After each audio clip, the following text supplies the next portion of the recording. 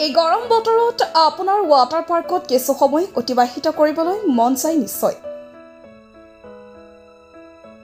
2023 চনতে বঙাইগাঁওবাসী ৰাইজৰ বাবে মুকলি কৰা হৈছিল বঙাইগাঁও ৱাটাৰ পাৰ্ক।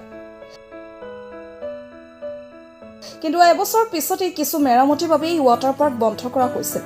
পিছে আজিলৈকে পুনৰ মুকলি নহল বঙাইগাঁও ৱাটাৰ পাৰ্ক। ফলত বঙাইগাঁও তথা আন আন জিলাৰ পৰা অহা বহু লোকে এই ৱাটাৰ পাৰ্ক উপভোগ কৰিব নোৱাৰি উভতি যাব লগা হৈছে।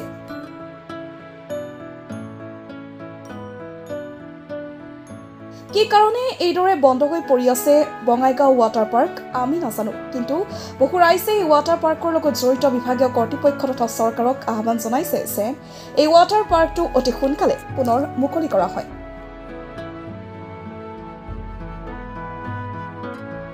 হয়, শুনিছিলোঁ বঙাইগাঁও ৱাটাৰ পাৰ্ক 2 বছৰ আগত ধামধুমকৈ খোলা হ'ল। বহুত ইয়াত লৈ বহুত মাৰ্কেটিং কৰা হ'ল। মানুহৰ অৱসৰ সময়ত এটা ভাল আমোদ প্ৰমোদৰ এটা ঠাই আছিলে। কিন্তু আচৰিতভাৱে এইটো যোৱা 1 বছৰ ধৰি সম্পূৰ্ণৰূপে বন্ধ, বা এইটোৰ কোনো 2 বছৰৰ পৰাই বন্ধ হৈ আছে। আমি ক'বলৈ গ'লে এইটোলৈ আমি দেখাও নাই একো, মানে কোনে বন্ধ কৰি ৰাখিছে, কি জিলা প্ৰশাসনৰ নাইবা ইয়াৰ উন্নয়ন কৰ্তৃপক্ষৰো একো আমি মাত মতা দেখা নাই। কাৰণ এই গৰমৰ সময়ত যদি ৱাটাৰ পাৰ্ক খোলা থাকিলহেঁতেন তেতিয়া বঙাইগাঁৱৰ মানুহৰ বা ওচৰ চুবুৰীয়া বৃহত্তৰ বঙাইগাঁও অঞ্চলৰ নাগৰিকৰ বাবে এটা ভাল ঠাই আছিলে। এইটো আবেলি ঠাইটো তেওঁলোকে আহি পেলাই ইয়াতে আমোদ প্ৰমোদৰ কাৰণে বা মনোৰঞ্জনৰ কাৰণে বা নিজৰ অৱসৰ সময়খিনি ব্যতিক্ৰম কৰাৰ কাৰণে তেওঁলোকৰ এটা ভাল হেৰি আছিলে। কিন্তু আচৰিত ধৰণে এইটো 2 বছৰ ধৰি বন্ধ কৰি ৰখা হ'ল, যাৰ কোনো সদুত্তৰ আমি এতিয়ালৈকে বঙাইগাঁৱৰ নাগৰিকে নাপালোঁ। কোনেও নাজানে আচলতে কাৰণটো কি ইয়াৰ বন্ধ হোৱাৰ। আৰু এটা বস্তু আমি মন কৰিছোঁ যে বঙাইগাঁও যিটো উদ্যানখন, এই উদ্যানৰ সন্মুখত আমি থিয় হৈ আছোঁ। এইটো বহুত বছৰ পুৰণি উদ্যান। এই উদ্যানখন বঙাইগাঁৱৰ ওচৰ পাজৰৰ বা নাগৰিকসকলে বা বাচ্চা শিশুসকলে আমাৰ ইয়াতে খেল ধেমালি কৰিছিল। আগত আমিও আহিছিলোঁ সৰুকালতে। কিন্তু এতিয়া হঠাৎ দেখিবলৈ পাইছোঁ এতিয়া মাত্ৰ 5টা বাজিছে। এই 5টা বজাত তেওঁলোকে উদ্যানখিনি বন্ধ কৰি ৰাখিছে। আমি যেতিয়া সোমাবলৈ যত্ন কৰিলোঁ তেতিয়া টিকেট কাউণ্টাৰটো বন্ধ হৈ আছিলে। তেওঁলোকে ক'লে যে জিলা প্ৰশাসনৰ অৰ্ডাৰ 5টাত বন্ধ হৈ যায়। এই ৱাটাৰ পাৰ্কখন আমি চাইছিলোঁ যে খোলাৰ সময়তে নিম্ন অসমৰ বহু জেগাৰ পৰা ইয়াতে মানুহ আমি চাইছিলোঁ যে তেওঁলোকে আহিছিল। নলবাৰীৰ পৰা আহিছিল, পাঠশালাৰ পৰা আহিছিল, ইপিনে বৰপেটা ধুবুৰীৰ পৰা আহিছিল। কিন্তু আজিলৈকে এতিয়াৰ তেওঁলোকৰ কোনো মানে হেৰি নাই। আৰু এইটো অৰ্থনৈতিকভাৱেতো এটা বঙাইগাঁৱৰ কাৰণে এটা দুখ লগা কথা। আৰু ইমান ধামধুমকৈ খোলাৰ পিছত হঠাৎ বন্ধ হৈ গ'ল। এতিয়া কোকৰাঝাৰত আমি চাইছোঁ নতুন এটা ৱাটাৰ পাৰ্ক প্ৰজেক্ট তেওঁলোকে লৈছে জিলা প্ৰশাসনে। নিশ্চয়কৈ এইটো আদৰণীয় হ'ব লগা প্ৰজেক্ট। কাৰণ আগতে বাহিৰৰ মানুহখিনি আমাৰ বঙাইগাঁৱত আহিছিলে, এতিয়া বঙাইগাঁৱৰ আৰু বাহিৰৰ মানুহখিনি কোকৰাঝাৰত যাবলগীয়া হ'ব। এইটো এটা দুৰ্ভাগ্যজনক বিষয়। এই বিষয়টো আমি তেওঁলোকৰ দৃষ্টিগোচৰ কৰিব বিচাৰিছোঁ বিভাগীয় কৰ্তৃপক্ষৰ। সোনকালে তেওঁলোকে যাতে এই ৱাটাৰ পাৰ্কখন আকৌ মুকলি কৰে আৰু এই বঙাইগাঁও পৰিৱেশ উদ্যানৰ যিটো সময়সীমা, এই সময়সীমা 5টাৰ পৰা 7টালৈকে বৃদ্ধি কৰে।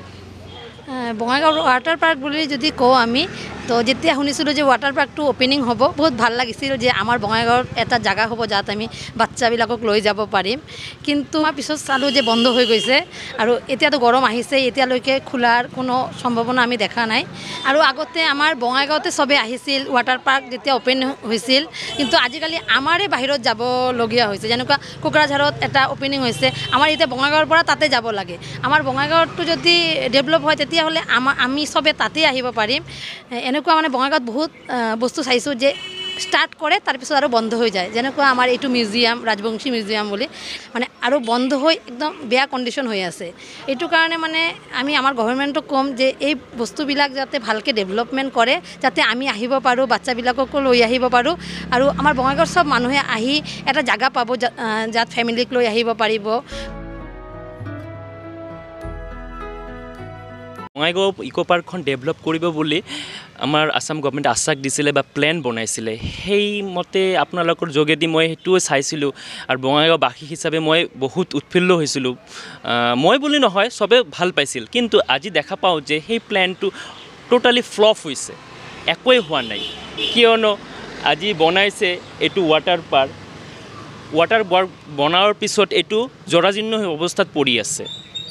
আৰু এইফালে যোনটো পাৰ্ক আছিল, সেইটো যোনটো ৱাটাৰ বডিটো আছিল আগতে, সেই তাতে ব'টিং হৈছিল, টয় ট্ৰেইন চলিছিল। কিন্তু আজিকালি সেইটোও বন্ধ হৈ গ'ল।